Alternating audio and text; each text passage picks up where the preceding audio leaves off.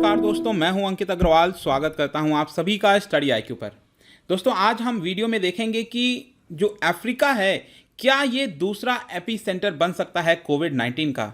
अगर आपने अभी तक देखा होगा तो यहाँ पर अफ्रीका के बारे में बहुत ज़्यादा चर्चा नहीं हुई है कोविड-19 को लेकर। जो कोरोना वायरस डिसीज़ है अफ्रीका में आपको बहुत ज़्यादा फैलता हुआ अभी के लिए नहीं दिखेगा, लेकिन यहाँ पर एक यूनाइटेड नेशन की आपको समझना है। ये जो रिपोर्ट मैं आपको आज डिस्कस करने जा रहा हूँ, ये यूनाइटेड नेशन के द्वारा एक रिपोर्ट जारी की गई है जहाँ पर काफ़ी भयावह स्थिति बताई जा रही है अफ्रीका की आगे आने वाले समय में, अगर चीज़ों को सही से संभाला नहीं गया। तो इस रिपोर्ट में क्या है, क्यों हम ऐसा कह रहे हैं कि अगला एपी सेंटर जो है कोविड-19 का अफ्रीका बन सकता है, इसके बारे में जानेंगे। चलिए आगे बढ़ते हैं। आपको स्टडी आईक्यू एजुकेशन को सब्सक्राइब करना है। दिस इज मी अंकित अग्रवाल, और अपडेट्स के लिए आप मुझे फॉलो कर सकते हैं अलग अलग सोशल मीडिया आईडीज पर। पीडीएफ मेरी आपको फेसबुक पर मिल जाएगी, और बाकी अपडेट्स और पीडीएफ के लिए भी आप मेरा टेलीग्राम चैनल ज्वाइन कर सकते हैं by searching Ankit Agarwal official. ध्यान रखिएगा, इसमें 16,000 से ज़्यादा सब्सक्राइबर ज्वाइन कर चुके हैं, इसी को ज्वाइन करिएगा।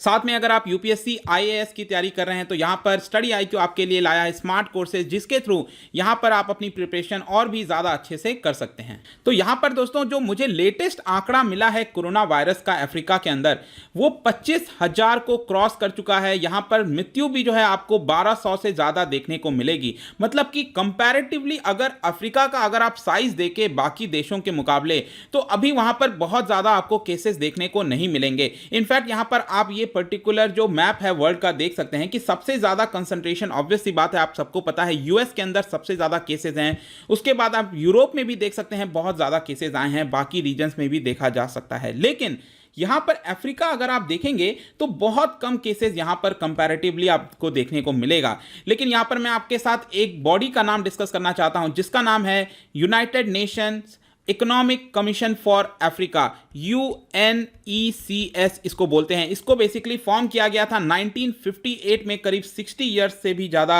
यहाँ पर इसका हेडक्वार्टर आपको इथोपिया, जो इसकी कैपिटल है अदीस अबाबा, वहाँ पर मिलेगी। आप मुझे कमेंट सेक्शन में बताइए कि इथोपिया का क्या ये जो बॉर्डर है, क्या रेड सी या फिर किसी और लार्ज वाटर बॉडी से टच करता है, सी या ओशन से टच करता है। आप मुझे कमेंट सेक्शन में बताइए। नेक्स्ट यहाँ पर एक इंपॉर्टेंट चीज आपको ध्यान रखना है, ये जो ऑर्गेनाइजेशन है, कमीशन है, जिसका नाम है UNECS, ये बेसिकली आपका आता है under United Nations economic and social council. आपको पता है ना, यूएन के अंदर जो 6 मेन ऑर्गन है, उसका एक ऑर्गन है United Nations economic and social council. और ये जो पर्टिकुलर काउंसिल है, इसके आपको रीजनल ऑफिस देखने को मिलेंगे। तो यहाँ पर जो अफ्रीका का मैंने बताया, ये एक रीजनल ऑफिस है, और भी 4 रीजनल ऑफिस है। आप देख सकते हैं, यूरोप का हो गया, लैटिन अमेरिका, कैरेबियन, यहाँ पर जो एशिया है और पैसिफिक रीजन है, इसका आपको देखने को मिलेगा। और जो वेस्टर्न एशिया है, यहाँ पर भी आपको रीजनल ऑफिस देखने को मिलेंगे।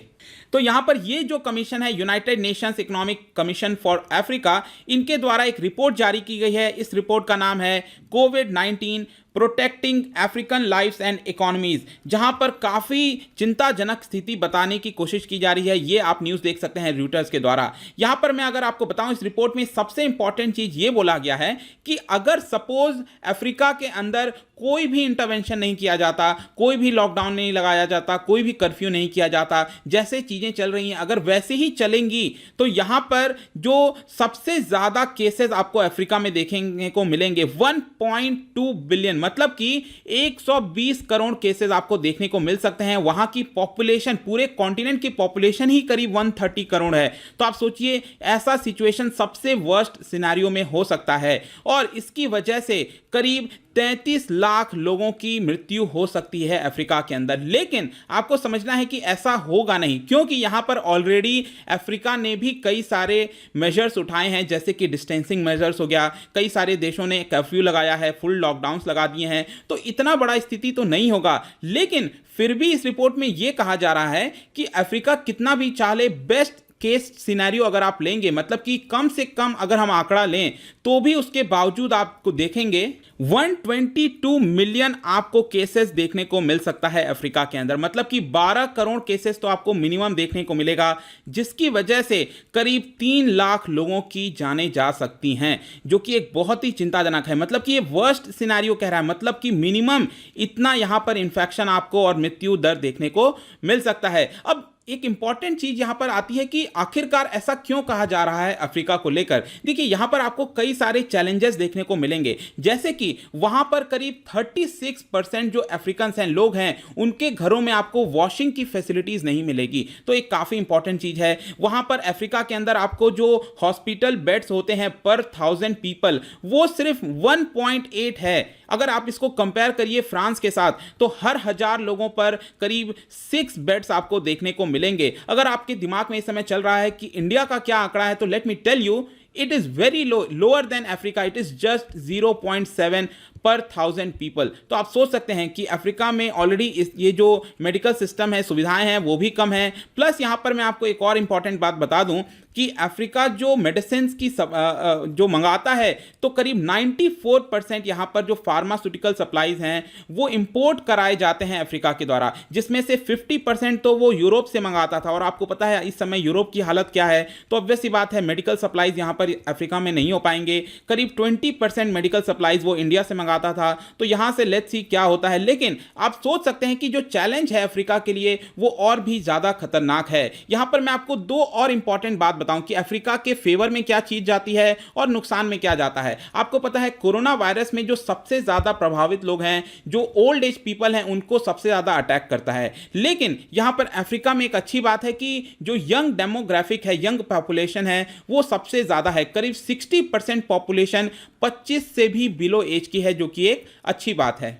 और इसकी वजह से यहाँ पर जो कोरोना वायरस से संक्रमित कोई व्यक्ति है तो उसके अंदर जो इम्यूनिटी शक्ति है, क्षमता है, वो ज़्यादा अच्छी रहेगी और उससे काफ़ी लोग बच सकते हैं। लेकिन एक इंपॉर्टेंट बात, इसका दूसरा पहलू ये भी है कि जो 56% अर्बन पॉपुलेशन है अफ्रीका के अंदर, वो बहुत ज़्यादा कंजेस्टेड स्लम्स में रहते हैं। और यहाँ पर आपको एक और चीज़ पता होगी कि कोरोना वायरस का सबसे ज़्यादा प्रभाव उन लोगों के ऊपर है जो पहले से काफ़ी ज़्यादा किसी डिजीज से गुजर रहे हैं, जैसे कि HIV एड्स हो गया, ट्यूबरक्लोसिस हो गया, मैल न्यूट्रिशन की समस्या है।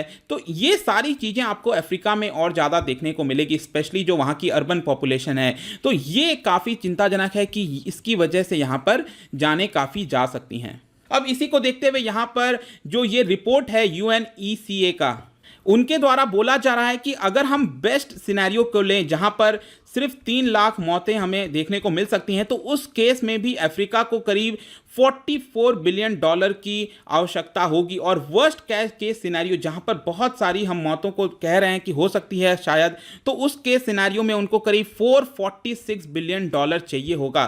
तो आप सोच सकते हैं अगेन रिलीफ पैकेज की बहुत ज़्यादा इस समय आवश्यकता है अफ्रीका को, जो कि आपको पता है काफ़ी गरीब देश हैं वहाँ पर। लेकिन यहाँ पर अफ्रीकन जो यूनियन है वहाँ पर मैं आपको बता दूँ, सबसे पहली बात यह है कि वहाँ पर करीब 54-55 देश आपको देखने को मिलेंगे। तो जो इनका यूनियन है बेसिकली, उन्होंने तुरंत अर्जेंटली पूरे विश्व से गुहार की है कि उनको $150 बिलियन की आवश्यकता है तुरंत, अभी की अभी, अदरवाइज सिचुएशन काफी ज्यादा गहरा सकती है। यहां पर इस रिपोर्ट में एक और इंपॉर्टेंट बात यह बोली गई थी कि करीब 5 मिलियन से लेकर 29 मिलियन लोगों तक, मतलब कि करीब 50 लाख से 3 करोड़ लोग यहां पर एक्सट्रीम पॉवर्टी में जा सकते हैं। एक्सट्रीम पॉवर्टी का मतलब है कि उनकी जो दिन की आमदनी है वो $1.9 से भी कम हो सकती है। तो वापस वो धकेले जा सकते हैं काफ़ी ज़्यादा गरीबी में। तो ऐसा रिपोर्ट के द्वारा बोला जा रहा है। तो आई होप दोस्तों अगेन यहाँ पर जो रिपोर्ट आई है अफ्रीका को लेकर काफ़ी ज़्यादा चिंताजनक है। पूरे विश्व को अगेन इसके बारे में कुछ सोचना चाहिए। जैसा कि मैं अपने पहले वाले वीडियोस में भी आपसे बार बार बोला हूँ कि ये जो महामारी है, डिजीज़ है, ये आप अपने देश के साथ ही जोड़कर सिर्फ मत देखिए। इसका जो रिस्पॉन्स है वो इंटरनेशनल होना चाहिए। हमें सभी देशों को साथ लेकर चलना है, मानवतावादी चीज़ों को हमें आगे बढ़ाना है और इसको देखते हुए अफ्रीका को भी हमें कुछ मदद करने की आवश्यकता है। तो आई होप कि ये वीडियो में आपको कुछ नॉलेज मिला होगा। अगर आप मेरा डेली यूपीएससी एमसीक्यू ज्वाइन करना चाहते हैं तो आप स्टडी IQ ऐप पर जाकर इसे परचेस कर सकते हैं। यहां पर डेली मैं 10 MCQ आपको बताऊंगा ताकि आपका जो प्रीलिम्स का प्रिपरेशन है यूपीएससी का वो ज़्यादा अच्छे से हो सके, आपके करंट अफेयर्स ज़्यादा बेहतर हो सकें। आपको कोई भी डाउट्स है तो आप मुझसे इंस्टाग्राम पर जुड़ सकते हैं बाय सर्चिंग अंकित मे 28 और यहां पर आपको MCQ मिल जाएगा। डेली का भी मैं इधर डालता रहता हूं, आप जाकर प्ले कर सकते हैं और आपको मेरे वीडियो की प्लेलिस्ट भी मिल जाएगी। मिलता हूं आपसे next time. Till then, thank you very much, see you soon.